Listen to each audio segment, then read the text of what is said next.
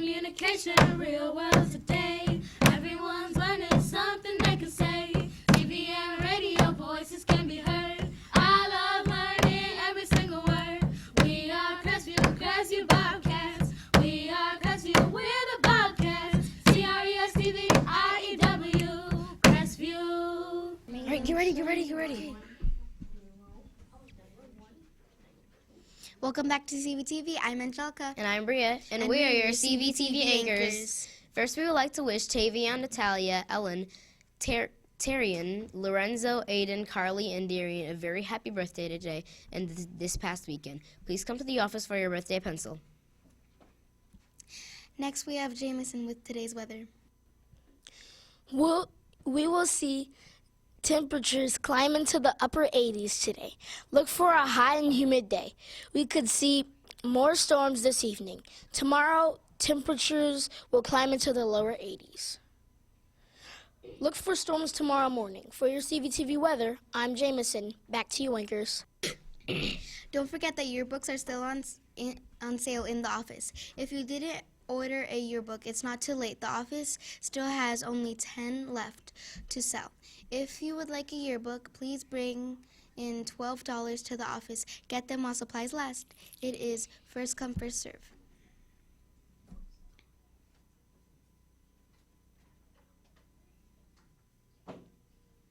Please take a moment and watch this very important video about the summer reading program. Calling our readers, summer is just around the corner. We have some exciting news. The Susan Jordan Summer Reading Challenge is about to begin. Wait, why is it named after Miss Jordan? She was the principal at Amy Beverly for over 20 years. She loved reading and always reminded everyone to read 30 minutes a day, even in the summer. Reading makes her brain so much smarter. I can see why she loved reading. I love reading because I can travel to different places and times without ever leaving home. Reading is an adventure. Kids all over Lawrence Township will be reading lots of books this summer and tracking their reading minutes. But I'm doing the NDPL summer reading program.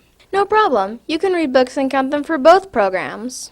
No way! Just write down the minutes you spend reading on this handy calendar. So I can win fun prizes from NDPL and collect minutes for this summer reading challenge? That's what I call a win-win. You'll love this. Students who complete the requirements for the reading challenge will be enjoying an ice cream treat at school in August. Cool treats aren't the only prize for our readers. The top 3 readers in each age division at your school will have a special lunch with their principal. The top reader in each age group in the entire district will be honored at a school board meeting. Tell me more about how the summer reading challenge works. Here are all the details on what it takes to become one of these reader leaders. Kindergarten and first graders will need to read at least 240 minutes each month. That's 10 minutes a day. Second through fifth graders will need to read at least 480 minutes a month or 15 minutes a day. All students must do a written response for at least 2 of their books and mark their minutes on the reading calendar. That's not all. Lexia, ebooks, and Raz Kids minutes can also help you become a reader leader.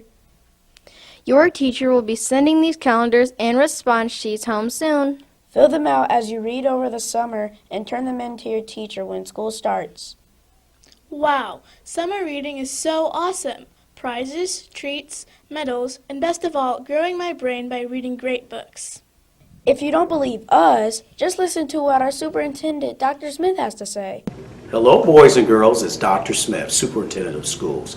And hey, I want to remind you guys about a great summer reading program, and I want to make sure that each and every one of you are participating, because for the top readers, we've got special things prepared for you. And I want you to be at a special board meeting with me to recognize you for reading over the summer. You know what I'm going to be doing this summer, boys and girls? I'm going to be reading. So why don't you join me? Thanks, Dr. Smith. L2 students, make sure you get your hands on those calendars and response sheets. Then visit NDPL to get some good books. Get set for some amazing reading adventures. Next, we have Williams, today's daily attendance. Today we had 87 students absent out of 597 total students. This makes for an 85% attendance rate for Crestview today. Remember, our goal is to have a 97% attendance rate by the end of the year. For your daily attendance, I'm William. Next we have Ms. Schneider for another Schneider Sensational student.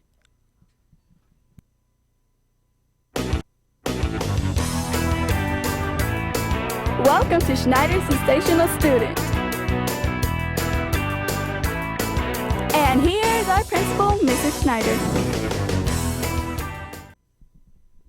Good afternoon, students, and welcome to another edition of Schneider Sensational Students. I have two special guests with me. To my right, I have Haley Schmidt. She's a 6th grader in Miss McLaren and Mr. Story's classroom. And to my left, I have Tayden Wiggins, who is a 3rd grade student in Miss Reynolds' classroom. So I'm going to read to you what the teachers had to say about them. So for Haley, Mr. Story wrote, "I wanted to recognize Haley for her hard work in regards to her science fair project. Haley's board was clearly thought out and well designed with all the necessary information required. However, I was more impressed with her ability to articulate her research and findings after conducting her experiment." Great job, Haley.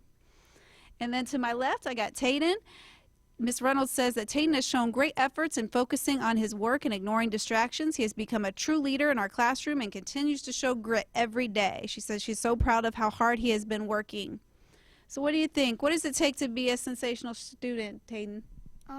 You just gotta work hard and do your best, and hopefully you'll get to all the good stuff. And Good. if you work hard. Good. What do you think, Haley? If you try your best and be a leader and get good grades and stuff, you'll Awesome. Well, thank you, and you'll actually see me again tomorrow because I have a few more students I want to honor. So back to you, anchors. Next, we have a quick 4th grade commercial break. Come to Children's Museum. There are lots of things to do. You can explore new things that you never knew exist. You can see new animals or discover new science and lots of other things. Come to the food court and get hamburger, basket of fries, or pickle spares. You can also have applesauce, carrots, or celery sticks, water, hot dogs, and so much more. It is the world's largest kids museum ever. It's open every day at 10 a.m. and closes at 5 a.m. Admissions is $12 per person. Seniors 65 and up are $11. Children under 1 and museum members are admitted free of charge. Come to Children's Museum at 3000 in Burn Street, Indianapolis, Indiana, 4628. Come to the Children's Museum. Next, we have William with today's sports moment. It was another great running of the Indy 500 this weekend. The rain stayed away from the speedway for the 300,000 plus race friends this weekend. Simon Pagenaud ran 200 fast laps to win the 103rd 500. It came down to the wire as Alexander Rossi challenged for the lead in the last 14 laps. Pagenaud walked away with a cool $2.6 million for his work at the speedway this month. For a sports moment, I'm William. Next we have Coach for another Coach's Couch.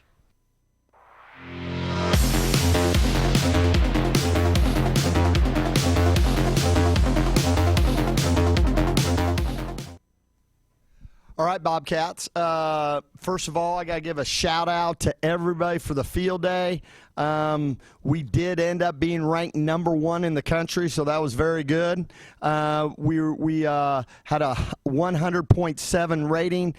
They've never had over 100 rating before, so that's really good. Now we've got to keep it for next year. All right, so I have two special people here on my side. Let's find out who they are. But first, they are on here because as an educator, my most important job, I think, is to recognize and instill improvement in people. And I have two people here who are not only the most improved for their class, they're the most improved for all of Crestview. So let's find out who we got here. Tell me your name and whose class you're in. I am Benjamin Vanoy from Mrs. Rushing's class.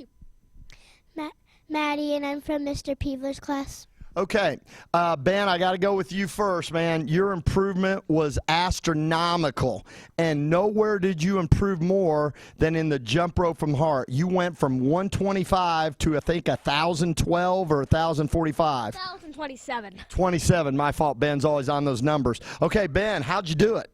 I just did grit, I remembered I just didn't take any water breaks. No matter how much my mouth was like, water, water, water. I was like, nope, gotta earn that 1,000. Gotcha. Now, but how were you able to improve? Because you improved in all your categories. What fired you up? What drove you to improve on all your test scores? I actually just wanted to do my best. I didn't mean to improve. Yeah.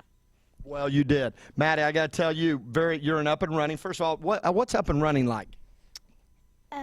To me, it's kind of fun because it's fun to me because you get to run. I like running in the neighborhood the best. Gotcha. Now, you improved most on the pacer test. How were you able to improve so much? Almost 20 laps better from the fall. How were you able to do it? I just remember that I needed to show my grit and